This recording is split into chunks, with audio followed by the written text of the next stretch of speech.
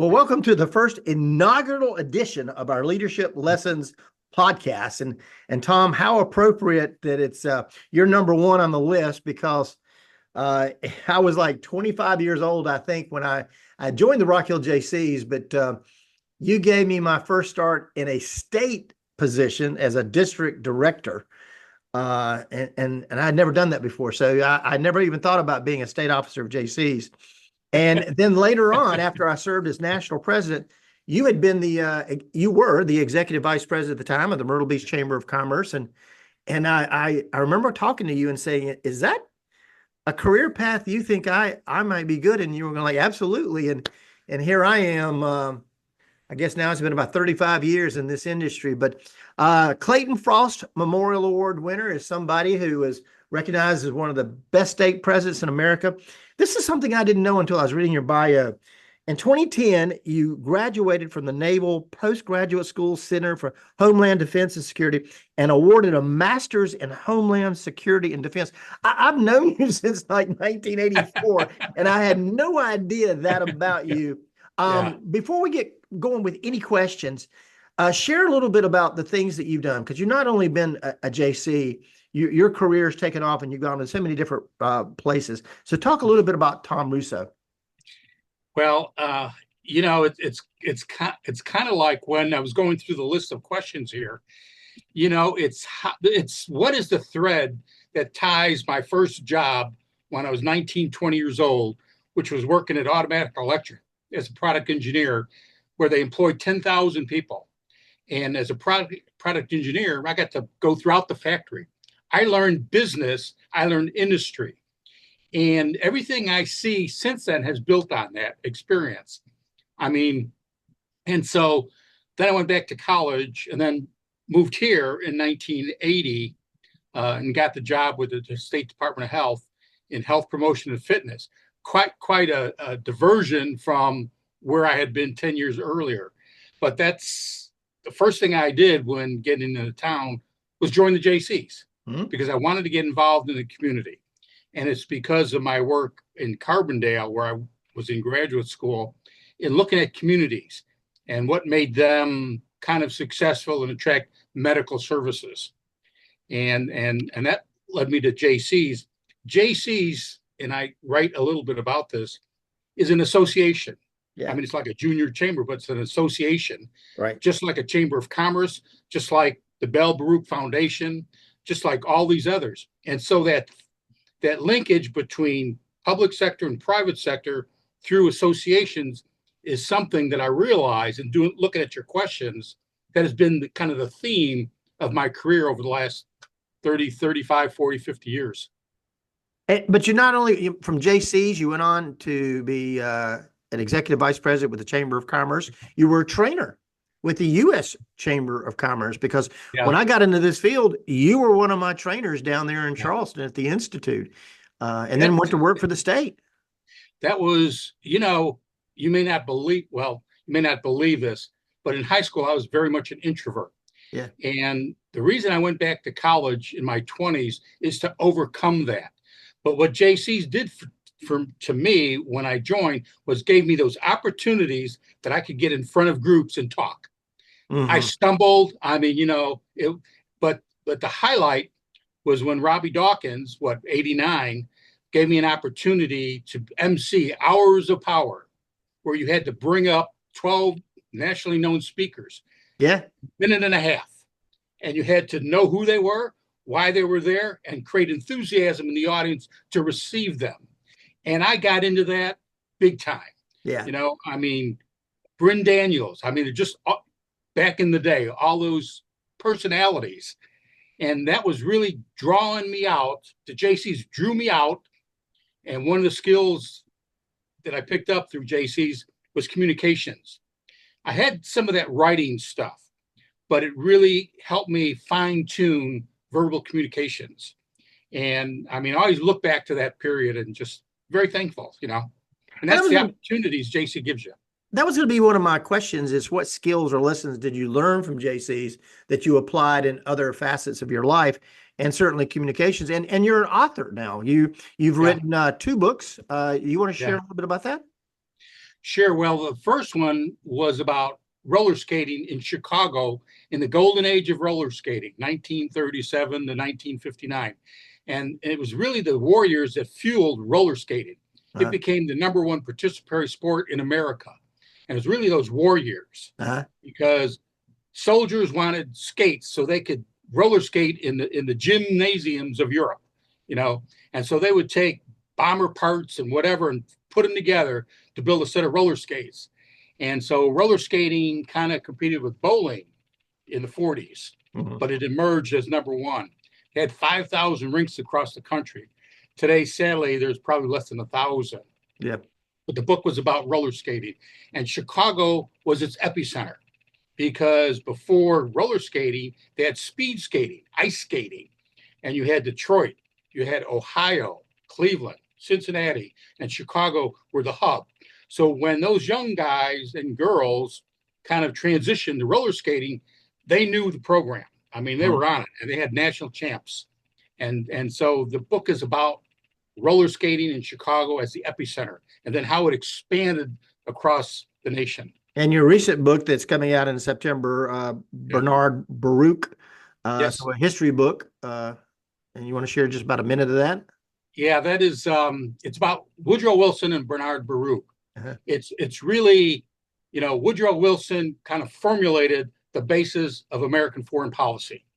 I mean, to that point, America had no established foreign policy, but World War II, World War I dragged him Yeah. into it. And because he was a minister, he had to find a moral basis for pulling America into that. Baruch was a wealthy New Yorker who was born in Camden, South Carolina.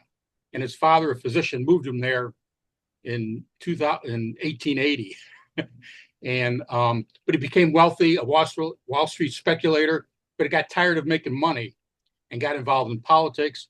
Woodrow Wilson recruited him during World War I as the industrial czar because he understood business and industry. And what does military need? They need munitions, they need raw materials. We see all that today. I mean, it's the same thing with President Trump and raw minerals to kind of build all this stuff. Right. And so the book is about that period and how Baruch kind of carried forward Wilson's foreign policy mixed in with the industrial military complex, kind of the foundation of, and how all that kept current for 20 years until World War II. Let's drill back down into Jaycees a little bit because I really want to get into some of the leadership aspects. And, during your time in Jaycees, how did you identify and cultivate rising young professionals, 21 to 39? What were the qualities you looked for as you were building the district directors and regional directors and the folks within the organization? Yeah, I had to think about that. And you and Robbie Dawkins are both good examples of different personalities, but you both were ambitious, had goals, and could be motivated. Robbie was self-motivated, as you know, because he was with kind of one of the advisors, Nathan, Nathan Pridgeon, yeah. Yes, Nathan Pridgeon. But I knew that he was motivated, so he didn't require a lot of my time. I just had to direct him. Yeah. Do this, do this, do this. I mean, your study, you were kind of locked into this chapter that did not want to push people forward into state leadership positions without having gone through the rings, on the ladder within paying your dues. Yeah, but it's identifying people that are motivated, ambitious, and have goals. And how do you move them? How do you get them there? And I think that's the part of leadership. And I think one of the other aspects of that, when we've talked before, is not only knowing those people, but then showing them stuff. I mean, I can remember Tommy Todd and Stan Shaw coming into our state, and we went out into the field and we started JC chapters, and they showed you step by step. Once you learn that, then it's how you take that and show others, which is the leadership part. Right. And being encouragement and whatever else. And then also challenging them to succeed and motivating them. And I think that's kind of what you're getting at here is the And that's the motivation. next question I'm going to ask you, because this you were a master at this, and I've told Oh, you no, this. thank you. You had a gift for recognizing potential in people, but setting up just the right, healthy competition to bring out their best. How did you know how you could push them, how far to push them, and help them excel with perhaps without overwhelming them? How did you do that? I think it's understanding human behavior, but I have to point back to Tommy Todd, who did that with me. So Yeah. I learned from him how to do that. And as you point out, you have to know how far you can push, and then you got to pull back, but you have to be there in support of. And so, as you well know, Jaycees uses a lot of awards, where you recognize accomplishment. And I think that's where rewards. I mean, as you may recall, we had the JC grits pins. We had Frank Dixon had the green jackets. And you had the money clips. Sport jackets. You had the money clips. Yeah. And all those little gadgets motivate people. I mean, you do one extension, one member, and you get a JC grits pin. Okay. And everybody wanted one because it was like unique. Nobody had it. And so it's that combination of finding tools that motivate people. I mean, sometimes it's words, sometimes it's a kick in the ass, other times it's kind of a gift, something special, because it's special recognition and they want to be part of that club. That's the whole thing with the green jackets that Frank did. Everybody wants the green jacket because they want to be part of that unique club. And I think that's part of the motivation process. I don't know if I've ever told you this. I was 24 years old. I'd been your district director for like 3 months or something like that. I'd completed an extension for you, which was starting a new JC chapter. And you sent me a postcard. And it was just something like, "Great job, Bill. Proud of you. Thank you. Tom Russo, state president."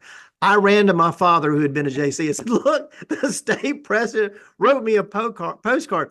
Tom, I put that postcard on my bulletin board in my bedroom, and there it was for like 2 years because you took time to send me a postcard, and man, that resonated with me." Yeah, I have a box, I guess it's a shoebox of postcards I got from others during that period. Yeah. I mean, it's just a whole, and that was part of that motivation process, is communicating, keeping people engaged in the process, and then rewarding, accomplishment. Sure. And that was a simple way to do it. You just buy 250 of them and you just write them and put a stamp on them and get them out, Yeah. That was Ray Parlier impressed that upon me. Ray Parlier would take he would work the phone all night long. And then at 12 o'clock, 1 o'clock, when you couldn't make phone calls anymore, then he would start addressing and sending out postcards. What advice would you give for anyone preparing to lead a nonprofit or civic organization, whether it's JCs or church or HOA? What advice do you have, and what challenges could they possibly anticipate, and mindset should they bring to their particular role? I think being a good manager is among those skills that they need. But I mean, we see today communication skills, and it's just not verbal, because, we can see politicians that are very articulate, but then they make no sense whatsoever. Mm-hmm. So it's tying into, I suppose, the needs or the motivations of the people you're representing. And so, I mean, I see in national organizations, for example, the National Corvette Museum, where they bring in, and even locally in Horry County, and they bring in these big yahoos because they talk up a big storm, but then they're not able to follow through because they don't have the management piece. So I think it's a fine blend of both. I mean, you got to communicate, but then you also have to perform based on what you just sold your host organization on, So I think it's those two. Marketing is a big thing I learned in JCs. Special event marketing. I mean, to this day, I think any event as a special event. And how do you market it? I mean, even with DHEC, we opened a new building. We made it a special event. We invited all the politicians, anybody, everybody, anything we did that was an event, we made it a special event and brought in media and got attention. We brought in the public, we brought in elected officials. And that's the marketing of special events that gives you visibility and a lot of kind of not longevity, but it gives you some mileage, with that until you get to the next event. Tom, you and I both have had the rare opportunity of leading a JC chapter and state and an organization, then going off into the Chamber of Commerce world and leading the Chamber of Commerce. What's the biggest differences, do you think? But what also are some leadership traits that apply to both? I see one of your questions is, what do you do when you have someone that is not performing as you expect? And I've dealt with that as an employer. I've dealt with that as a volunteer organization leader, and it's really a difficult thing. And you have to recognize that person's contributions, but somehow find a way to let them know it's not where the organization is headed, and maybe find them another position. I mean, and I know I've had to do that in the Jaycees, and I don't remember the circumstances. And I know I had to do that as a chamber exec. I mean, sometimes you, as a employer, you can be more direct. This isn't working out, and say we need to move on. Or, Ashby Ward was great at using his board as the fall guy. He would always say, well, the board said. He would never accept that responsibility as the executive. And I always felt that's one of his his limitations. He didn't want to be seen as a bad guy. And Ashby Ward was the president of the Myrtle Beach Chamber of Commerce. Yes. Yeah. For a very long time. But what I have to, and echoing what you just said, the Jaycees is a volunteer organization. Yeah. And the Chamber of Commerce, while you have chamber staff, you're dealing with volunteers. And what is one thing you can't do? Well, you can fire a volunteer, but you're not paying these volunteers to volunteer. Yeah. So you have to understand what's going to be their limitations, what's going to drive. And it goes back to what you talked about a while ago, inspiring and motivating them and giving them incentives to achieve their goals. As I look back at those 10 years of chamber work, I cannot recall a single volunteer, and we're talking board members and, officers. I cannot recall a single board member or executive committee member that had to be let go or that was thought of as not kind of meeting the need, because by then they were highly motivated because they wanted to be involved. They wanted to be on that board of directors. I mean, you've seen that as well, I'm sure, in all your experiences, but it's in Jaycees, you're, as a president, you're the exec, the CEO. And a lot of people expect you to perform, and it gets to be a challenge to let people go. Now, I'll share with you also, and you may understand this, because I've also been the chairman of the city's Bike and Beach Committee. And in that volunteer capacity, when you see individuals on that committee that are there for 3 years, and in the first year you realize this isn't working out, and you really can't fire them, you can't let them go, because the council appointed them, and that gets very difficult. And I had a couple individuals that were not, I mean, their attendance was like 25% of all the meetings.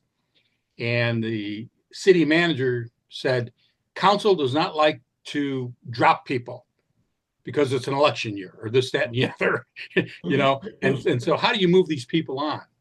And I pretty much left it up to the city manager, because to me, it's like, you're not doing the job, let it go and let someone else fill it that is more interested or motivated. And he elected to manage that departure by writing letters and phone calls and this, that, and the other. But that was probably the most difficult and challenging situation to move people on when they're not performing. The U.S. Chamber of Commerce puts on an outstanding program called the Institute for Organizational Management that it's not mandatory for chamber execs to go through, but it's like going to college for for 4 to 6 years and learn how to do Chamber of Commerce work. And I was excited when I got to Charleston. It's no longer held in Charleston, but it was at the time. And you were one of the instructors down there, and so almost felt like coming home that I had Tom Russo as one of my Again. instructors. Yeah, but what were some of the core leadership facet that you were trying to teach just young chamber execs to excel? What did you try to impress upon us? Well, all that is very structured. So there's a curriculum. And as you may recall, I don't know what they do today. I think we had 6 institutes back then. Yeah. And Charleston was like the newest. Mm-hmm. And we really enjoyed that. I mean, because it was at the College of Charleston, and we stayed in the faculty houses, these old Charleston houses from the 1880s, and I think, students stayed at the college dorms and whatever. And, but I think in terms of skills, it's the same things we've talked about before. It's managing staff, managing volunteers, it's marketing, it's communications, it's fundraising, That's a lot of what we do. All those, it's the basics. It's the basics of association management. And it wasn't just for chamber execs, it was also for association execs. And looking over your questions, that was one of the things I realized, that there was continuity in my career and work from Jaycees all the way through today. Yeah. And the latest book with those associations that were established post World War I that integrated industrial industry with the military. And we see that today, and so in the book, I've created that history of the military industrial complex, its origins, way back when. Yeah, in that book on Baruch, and I'm looking forward to reading about it. But I did read some of the preface, and you talked about the Plattsburghers, and of course, those are young people from Pennsylvania, and they were the ones that really defined the civic organizations of the 20s and 30s. As a writer, an author, and trainer, past state president of Jaycees, what qualities did you see as you were compiling your book on those 20th century leaders, and perhaps these young people today, they're 21 to 39. Are there any qualities you're seeing that were in those 100 years ago that we're seeing today? I think it's a mix today. But what I saw back then is young people, primarily young men, and these were Ivy League schools and schools across the country, that stepped forward when they saw the country in need. Mm-hmm. They saw an emergency situation, and they saw gaps in the ability of the government to respond. They didn't see where the military, the Army, had sufficient personnel, and they stepped forward to become kind of trained as quasi-officers in the Plattsburghers. And there was Plattsburgh was a training camp in New York, upper New York. And that kind of spread throughout the nation. And these were young men that were highly motivated because the country had given them something, a career, opportunity, and they wanted to pay that back. And they didn't expect rewards. And that even goes on to Baruch, Herbert Hoover, and others that were business leaders in their own sense that stepped forward as Dollar of the Year men. All of it, all these men and women stepped forward as Plattsburghers in defense of the nation when it was in crisis and they saw there were gaps.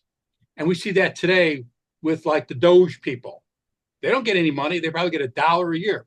Those are the 21st century $1 a year men, And so I think today we see a mix, because everything in our society today is kind of polarized. And you see those that are stepping forward and providing that leadership. And it could be in the military, it could be civic service, it's associations.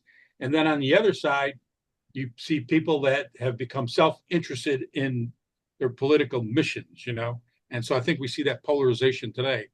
And it probably existed back in 1914 because you had isolationists, the general public, and in Congress. They did not want to get involved in European entanglements. They wanted to be isolated because we were protected by 2 oceans. Mm-hmm. And like Woodrow Wilson said, by the time war is over, they would be too exhausted to come over here and invade us, So we didn't worry about it, Tom, community service is the cornerstone of the Jaycees, leadership training through community service. How did your involvement in community service affect what you later did in the Chamber of Commerce and DHEC and the things that you're doing now? Um, I guess I see it as a linkage between the public sector and the private sector. Association work is in between. It's kind of like hybrid. It's not business, and it's not government. It's in between. And so that really requires kind of a unique skill set because you're merging, the benefits of both and trying to move your community forward. Mhm. And, from the government, we get money, we get support, we get grant money to do special things. And business, we have to go and present the proposal on why we need this fund or membership dues so that we can move the community forward. And I think both entities have the same thing in mind, is improving community health, community development. And that association or chamber is in the middle ground to move that forward. And it takes the ability to collaborate with both entities and bring them forward. I can remember, with DHEC, when we started the whole Homeland Security program. And, along the coast, everybody, public sector and private sector, would come together during hurricane season and prepare, including the hospitals and healthcare facilities. But there was always this upstate that the hospitals didn't like one another and nobody wanted to work with this one or that one. And it was because they were not brought together over the years in a collaborative effort. So they didn't know how to work together. It was new to them. But down here, we just fell right in the line. Charleston and us, we were the dominant preparedness organizations in the state. And none of them ever caught up. So, but I think it's because I understood the union between public sector and private sector and the role of associations. And you might say, even though I was in government, I was acting as that hybrid organization, pulling them together. Last two questions of you. Now, as an author, which is kind of what you're doing now, 2 books behind you, how's your decades of leadership in the civic organizations, Jaycees, Junior Chamber of Commerce, shape your perspective in writing?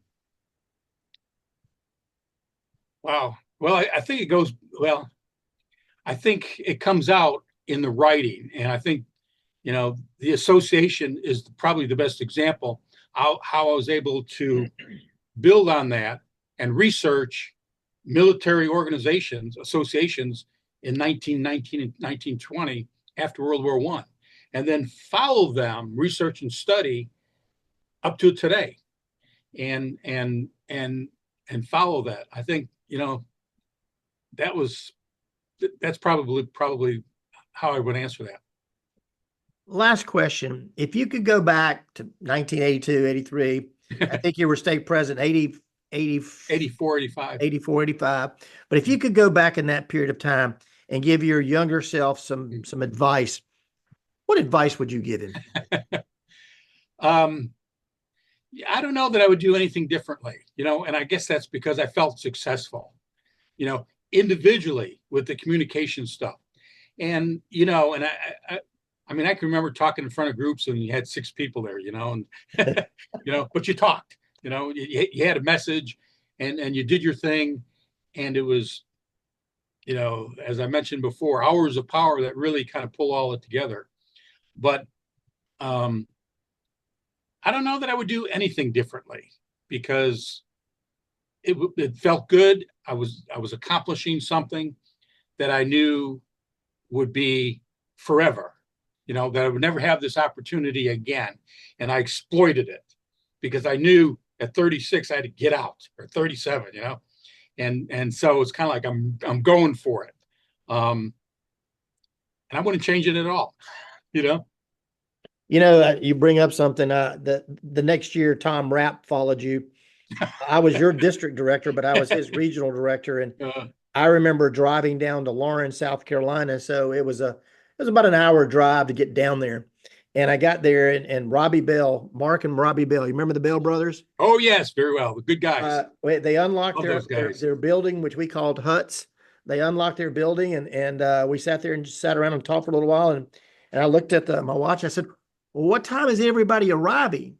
And he said, "Well, I suspect we're it." And I'm going like, "Well, where's everybody at?" And he said, "Well, we don't really meet anymore." And he said, "We do run projects, but we don't really meet." And I said, "Well, why didn't you tell me?" He said, "Well, you just said you want to come down here and meet. Well, here we are."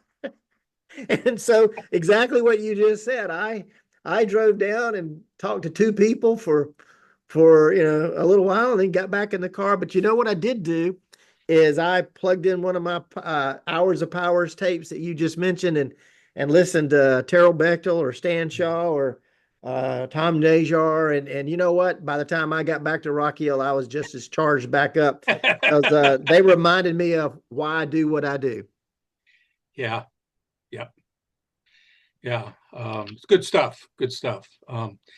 I hope, have you got any more questions? I hope that's been helpful to you. It was very helpful, and I want to thank you for the time that you spent with us today and sharing. Any last thoughts that you have of your experience in the Junior Chamber of Commerce or even Chamber of Commerce?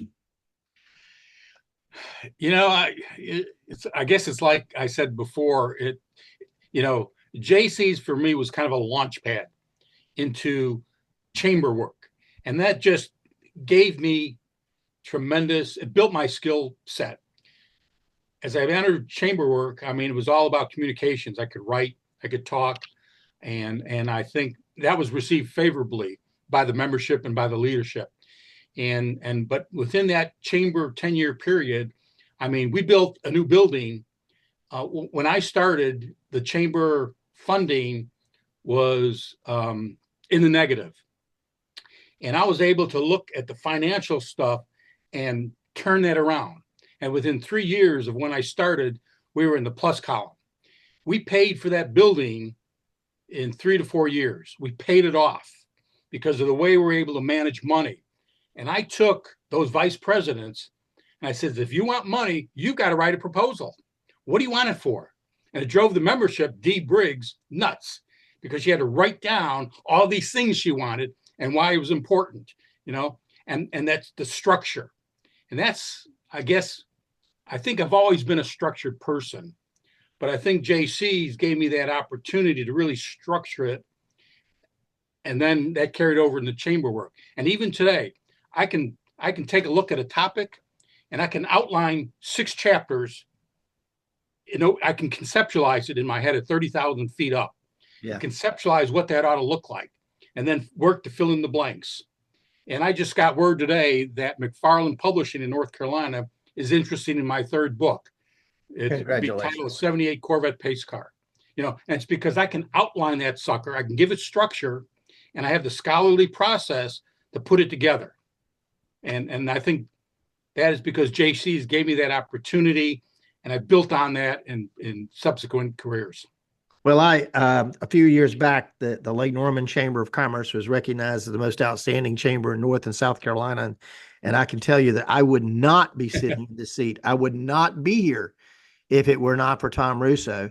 Well, and I was the 73rd president of the United States Junior Chamber of Commerce. And again, there's no question. There was a lot of people, Tom, a lot of people, you, Ray, Robbie, Charlie, Nathan, that helped me get there. But had you not at Tri-Cities said, "Hey, I want you to think about being a district director," and putting that opportunity in front of me, I probably would never have reached that milestone either. So I want to thank you for the impact you've made in my life. Well, thank you, and I want you to speak at my wake.